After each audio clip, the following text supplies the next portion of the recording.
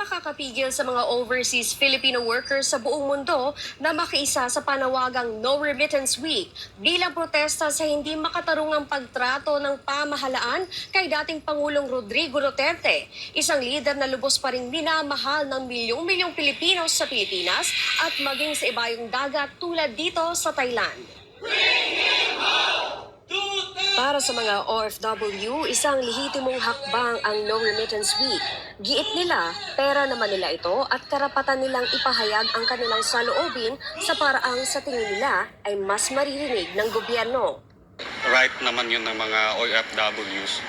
Like, parang pinapakita nila yung pagtutol nila sa ginawa nilang hindi makataong pagtrata at saka yung hindi naaayon sa konstitusyon na pagkuha kay dating President Rodrigo Roa Duterte. And with that, pinapakita ng mga OFWs, hindi lang dito sa Thailand, but sa buong mundo, kung gaano kalakas yung boses ng mga tao. Kasi ika nga, sabi ng ang boses ng mga tao, yun ang boses ng Panginoon. So dapat makinig sila. Para din malaman ng gobyerno na hindi tayo basta-basta na papayag kung ano na gusto nila. That is how we love former President Rodrigo Roa Duterte. Gusto lang natin i-show na ganun kalakas ang mga OFW dito sa Thailand at saka sa buong mundo. So, hopefully, with the zero remittance of the OFWs all over the world, talagang maramdaman ng gobyerno kung ano talagang hinaing or ang campaign ng mga OFWs, especially here in Thailand. We really support this advocacy and hopefully everybody para kay Tatay Digong ito. So, campaign for zero remittance for OFWs. Huwag kayong magpadala. Sa totoo lang, I responded to the call of Maisog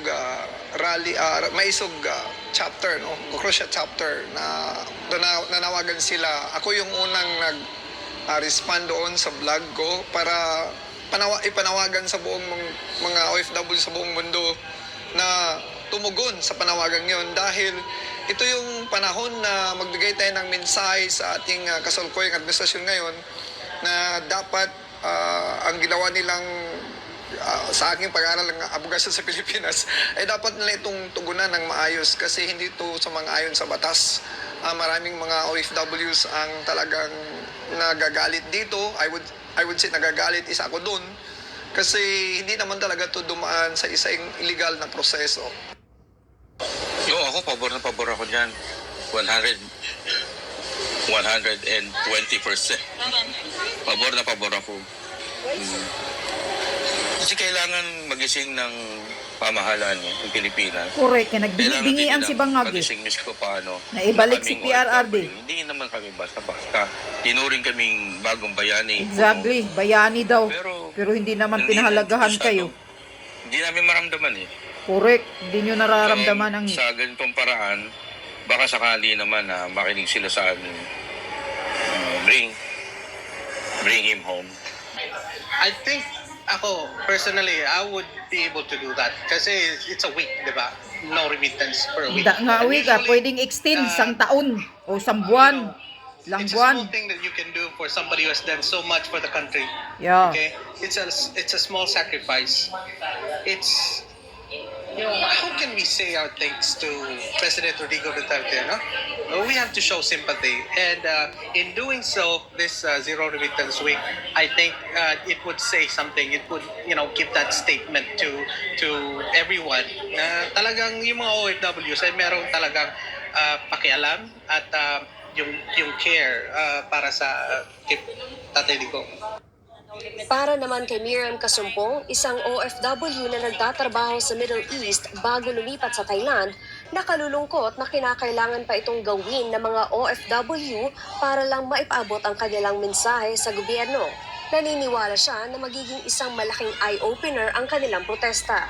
Of course, sad because I know that it can impact sa ating economy ngayon for 1 week na no remittance. But at the same time, siguro it's an eye-opener na rin para government natin para imulat nila yung mga mata nila that they have to value OFW's voices as well. It really sends a strong message to the government to hear our plea, to hear our voices that we do not align with the government's decision to send PRRD to the Hague. Kasi hindi na-follow yung tamang proseso. So as a resback to this government, we will initiate a zero remittance for a week. So pag hindi nila dinggin ang mga hinaing mga OFW, we may call for a longer zero remittance. Yes. We will just encourage our families to be more thrifty and to manage their finances better. And in the end, hindi naman ito parusa sa gobyerno, kundi kung hindi pakinggan ang mga hinaing ng nakakaraming OFW na minamahal si Pangulong Duterte. Ang Zero Remittance Week ay nagsimula nitong March 28 at magtatapos sa April 4, 2025 bilang panawagan na maibalik sa Pilipinas si dating Pangulong Rodrigo Duterte. Ayon sa datos ng Bangko Sentral ng Pilipinas noong 2024, umabot sa $38.34 billion ang remittances ng mga OFW imagine. sa buong mundo na may kontribusyong Billion dollars. 8.3% sa gross domestic product ng bansa. Ayon sa mga OFW, lalo na rito sa Thailand, hindi sila dapat maliitin ng gobyerno. Seryoso sila at ang lahat ng Pilipinong nagmamahal kay dating Pangulong Rodrigo Duterte na makabalik na sana agad siya sa Pilipinas at litisin ang kanyang mga kaso sa ilalim ng batas ng bansa. Ako si Anissa de Guzman, ang inyong Correct. Yun. Malaki ang tulong ng mga OFW sa buong mundo. Imagine. Tapos binaliwala nyo lang. Tapos takot-takutin mo pa, Remulla. Walang hiya. Remulla, ikaw, sino to si Clear? Itong palingkira na spokesperson ng Malacanang. Itong putang inang bruha na to, sinasahura natin, pero yung pinagsasabi niya sa publiko, binabanatan lang ang mga Duterte. Yung Claire Castro na yan. Hindi naman yan ang trabaho niya eh. Pero ang trabaho niya eh, bumabanat sa mga nagkokomentaryo sa gobyerno ni Bangag eh. Parang siya na ngayon ang taga-protekta kay Marcos Jr. Dahil alam naman talaga siguro ni Marcos Jr., alam ng lahat ng Bangag na yan talagang mahinang nilalang. Anyway, dito sa Zero Remittance Week, kahapon nabasa ko yung sinasabi ni Enrile, ni matandang Enrile. Sabi niya, pag ginagawa daw yan ng mga OFW na mag-zero remittance sa Pilipinas, mayroon daw gagawin ang gobyerno sa kanila. Yung mga benepisyo daw na nasa kongreso na ginagawa ng mga kongreso sa kanila, baka daw tatanggalin or kung ano yung gagawin sa mga OFW pag ginagawa itong zero remittance. Ito lang ang masasabi ko sa iyo matandang Enriling, traidor ka eh. Di ba noon traidor ka kay Marcos, Ferdinand Marcos noon Tapos ngayon sip-sip ka na kay Bangag, tang ina ka. Ito ang ang sasabihin ko sa iyo. Ang mga OFW nagtatrabaho sa ibang bansa. Personal at private nilang sahod yan. Sarili nilang pera yan. Putang ina ka. Saksak mo yan sa kukuti mong matandang ulyanin ka. Hindi yan pira ng gobyerno. Hindi nyo pira yan. Whereas ang pira namin na mga nagre-remittance, mga OFW, pira ng mga OFW, hindi naman ako OFW, pira ng OFW, ninanakaw lang ng gobyernong Bangag na to. Yan ang gusto ninyo. Dahil magpakasasa kayo sa pagnakaw dyan sa pira namin. Yan yun. Imagine you see, mismo ang Bangko Sentral nagsasabi na ang OFW ay pinakamalaking remittance. Umabot ng ilang bilyonis dollars. Ilang bilyon na dollar, maraming pira ang Pilipinas. Kaya nga noong panahon ni PRRD, dinideklara talaga niya na ang mga OFW ay mga bayani ng Pilipinas. Dahil sila ang nagbibigay ng malaking remittance at malaking tulong sa Pilipinas. Yung pagpapadala nila ng pera malaking remittance talaga ang mga OFW. Kaya ngayon, nagagalit sila pag mag-zero remittance ang mga OFW dahil, imagine, mayroon na agad, apektado na agad ang pera ng Pilipinas ngayon. 1 week lang itong sinasabi nila na mag-zero remittance pero daw medyo naapektahan na daw yung pera ng Pilipinas. Ewan ko anong naapektuhan dyan. Buti nga sana aabuti ng 1 taon hanggang hindi nyo ibalik si PRRD sa Pilipinas, gobyernong bangag kang Marcos Jr. ka, hanggang hindi mo ibalik si Tatay Digong sa Pilipinas, sana tuloy-tuloy ang zero remittance. Wag na wag kayong magpapadala. Magpapadala kayo kunti lang sa pamilya ninyo at sabihin nyo mag-utang muna sila kung saan. Babayaran na kung magpapadala. Dahil itong gobyernong ito, nagbingi-bingian sa panawagan nating lahat na ibalik si Tatay Digong. Nagbulag-bulagan tong si Bangag. Nilagay pa ang sisi sa mga tauhan niya, putang ina ka Bangag Marcos Jr. Mismo si Senator Aiming kapatid mo, putang ina ka, binuking na kayo. Talagang kayo ang nagkasabwatan, sabwatan ka dyan. Ikaw, isa kang sinungaling na presidenteng Bangag ka. Isa ka na nagpapakidnap, nakasabwat na nagpapakidnap kay PRRD. Huwag mo nang i-deny yan.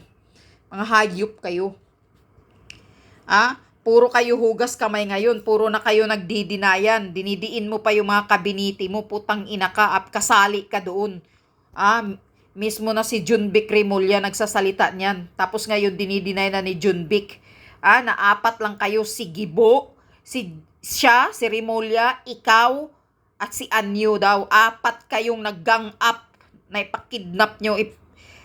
Itapon nyo sa Netherlands si PRRD. Putang ina ka. Mag-resign ka na Marcos Jr. dahil talagang hindi mo alam ang batas, hayop ka. Isang insulto ito sa mga Supreme Court. Hoy, kayo mga taga Supreme Court, hindi ba kayo na insulto sa ginagawa ni Bangag Marcos Jr.? Tatahimik na lang ba kayo? Na ibig sabihin niyan, ini-endorso niya si PRRD sa mga banyaga doon sa Netherlands, sa ICC. Ibig sabihin, ang justice system natin sa Pilipinas ay hindi na gumagana. Wala nang silbi. Ang gobyernong, ang hustisya sa Pilipinas, yun ang ibig sabihin doon. So kayo mga Supreme Court, hindi ba kayo nasasaktan sa ginagawa ni Bangag? Sana magsasalita kayo.